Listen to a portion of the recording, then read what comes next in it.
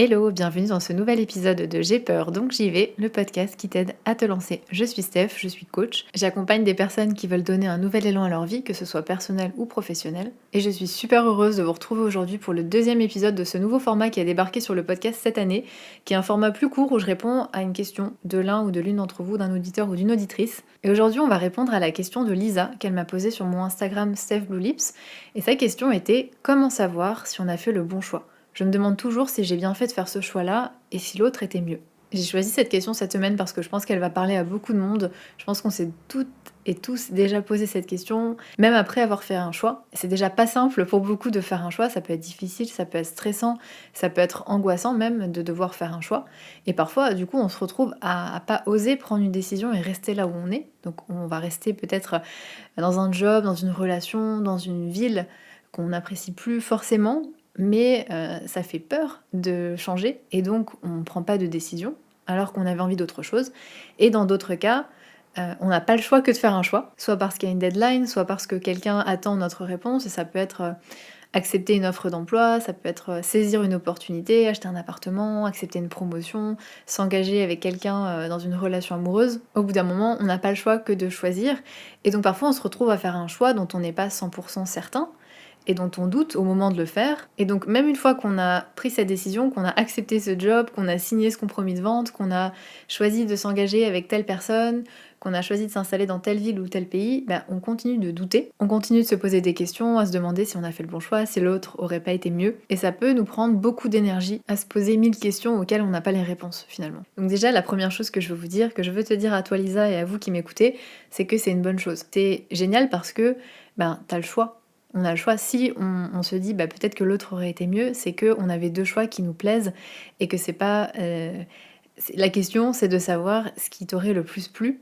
Dans ce cas, ça veut dire que toutes les options étaient chouettes. Donc ça, c'est plutôt positif. Et on aimerait avoir la bonne réponse, on aimerait savoir ce qui est le mieux, mais c'est pas possible. Il y a des choses sur lesquelles on n'a pas le contrôle, on n'a pas moyen de connaître la fin de l'histoire avant de l'avoir vécue. Et donc oui, avant de prendre une décision, avant de faire un choix, il y a plein de choses qu'on peut anticiper, qu'on peut savoir, mais il y a toujours aussi une part d'incertitude, et notamment le fait que ça va vraiment nous plaire. Donc bien souvent, on peut pas savoir si l'autre aurait été mieux ou pas, et parfois, et ça, il faut vraiment faire attention à ça, c'est que parfois, quand dans le choix qu'on a fait, dans la décision qu'on a prise, ça se passe pas comme on voulait, par exemple un job, une relation, on a tendance à se dire qu'on a fait le mauvais choix, évidemment qu'on aurait dû choisir l'autre, que c'était évident, mais ça on peut pas le savoir, et peut-être que l'autre choix ça aurait été la même chose, peut-être que ça aurait été, ça se serait peut-être mal passé aussi, ça c'est une première chose.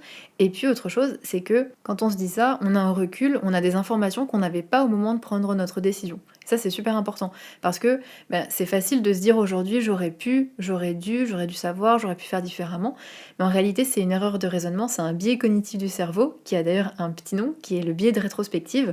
C'est de se dire voilà, j'aurais dû, j'aurais pu, c'est de juger une situation du passé avec des informations qu'on a aujourd'hui.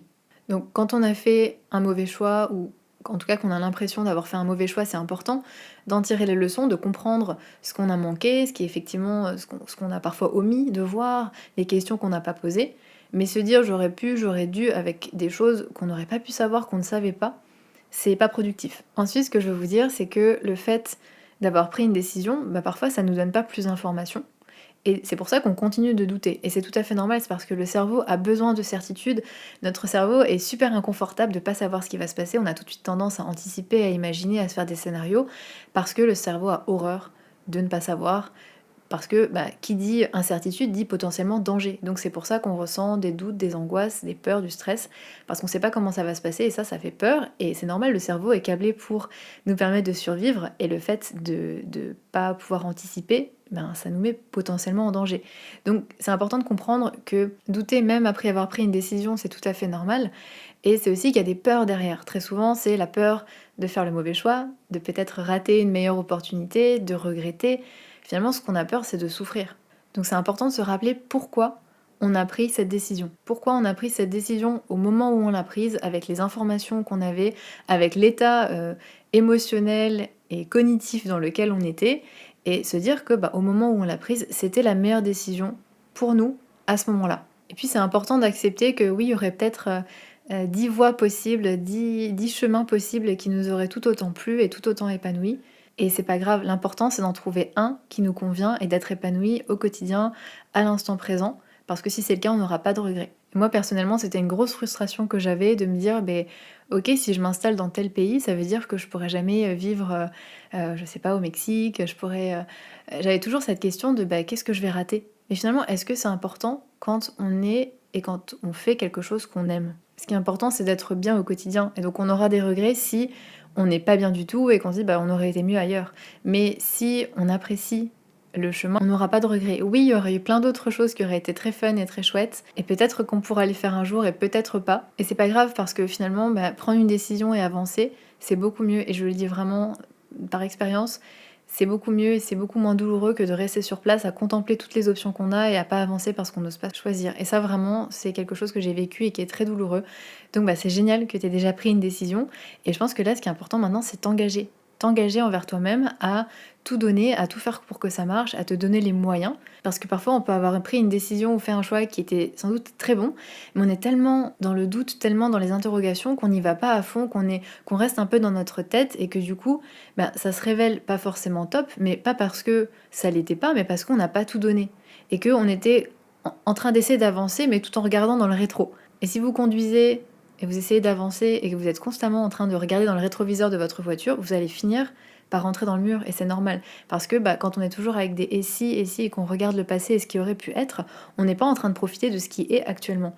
Et ces et si, tous ces questionnements, ils peuvent venir nous empoisonner et faire que on vit pas pleinement le choix qu'on a fait. Donc c'est vraiment important de s'engager et se dire il y a aussi plein de et si positifs, et si tout se passait bien, et si tu réussissais, et si tu t'amusais, et si tu apprenais plein de choses sur toi, c'est aussi possible. Donc c'est vraiment important de s'engager dans le choix qu'on a fait, évidemment d'être lucide au bout d'un moment si ça ne fonctionne pas, mais de se dire ok, je m'engage pleinement pour que ça réussisse et ensuite je verrai. Comme ça, j'aurai pas de regrets. Et pour vous raconter une petite histoire, quand je suis partie travailler au Pérou pendant 6 mois, à la base, je voulais vraiment aller en Équateur, qui est un pays pour lequel j'ai eu un vrai coup de cœur lors de mon premier voyage.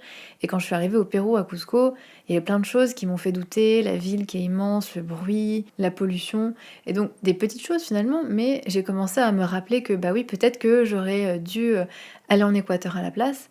Et je me suis dit, mais non, là tu as fait ce choix, peut-être que ça aurait été mieux, peut-être pas.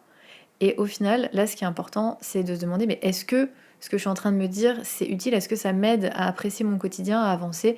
Ben non, pas forcément. Donc là, je vais m'engager, je vais essayer de tout faire pour que cette expérience soit géniale et pour en tirer des choses. Parce que ça, c'est aussi super important, c'est qu'il n'y a pas de mauvaise décision. On est toujours gagnant.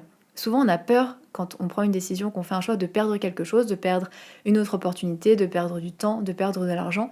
Mais ce qu'on oublie, c'est qu'on gagne souvent beaucoup. On apprend beaucoup de choses, on apprend des choses sur soi, on fait des nouvelles rencontres, on se crée des nouvelles opportunités aussi. Et puis il y a ce sentiment d'avoir essayé, d'avoir appris, d'avoir grandi, d'avoir avancé. Et personnellement, me dire ça, ça m'aide beaucoup parce que je sais que peu importe la décision que je prends, j'en tirerai quelque chose. Peu importe ce qui se passe, j'aurai appris des choses sur moi. Ça m'aidera peut-être aussi la prochaine fois à prendre de meilleures décisions parce que peut-être que j'avais oublié de prendre en compte certaines choses, que je connaissais pas certaines choses sur moi, et là j'en saurai plus aussi. Et donc ça me donne un peu cette confiance de me dire que peu importe ce qui se passe, il n'y a pas de mauvaise décision et j'en ferai quelque chose de positif, j'en tirerai des leçons.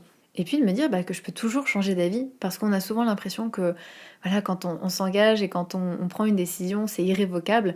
On se met beaucoup la pression, et je pense qu'aussi c'est mal vu dans notre société. Les gens qui changent d'avis très souvent, c'est vu comme des girouettes, comme des personnes qui sont instables, et ça crée des adultes qui choisissent un chemin, une carrière, se marier, et qui, même quand ils sont malheureux, décident de rester, comme si une fois que tu avais pris une décision, c'était irrévocable. Mais la réalité, c'est qu'on peut toujours changer d'avis.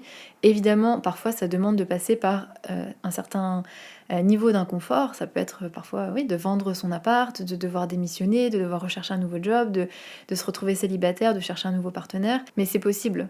Il y a très peu de décisions qui sont réellement à vie. Et je sais qu'une peur qu'ont beaucoup de personnes que j'accompagne, c'est la peur de recommencer de zéro. C'est cette impression que si ça fonctionne pas, on va devoir recommencer de zéro, mais en réalité c'est pas vrai, on recommence jamais de zéro. Et quand bien même vous recommencez de zéro, c'est ok, ça veut rien dire sur vous, ça veut pas dire que vous avez échoué. C'est mieux que de rester dans une situation qui vous convient plus. Parce que à part la peur du regard des autres, la peur de leur jugement et les jugements que vous avez envers vous-même, les attentes que vous avez envers vous-même et ce que devrait être votre vie, il n'y a pas vraiment de choses qui vous dit que vous ne pouvez pas recommencer, que vous ne pouvez pas redémarrer de zéro, même si encore une fois on ne redémarre jamais de zéro. Donc pour conclure cet épisode, je veux vous dire qu'on ne peut pas savoir en avance si on a fait le bon choix, on ne peut pas tout savoir.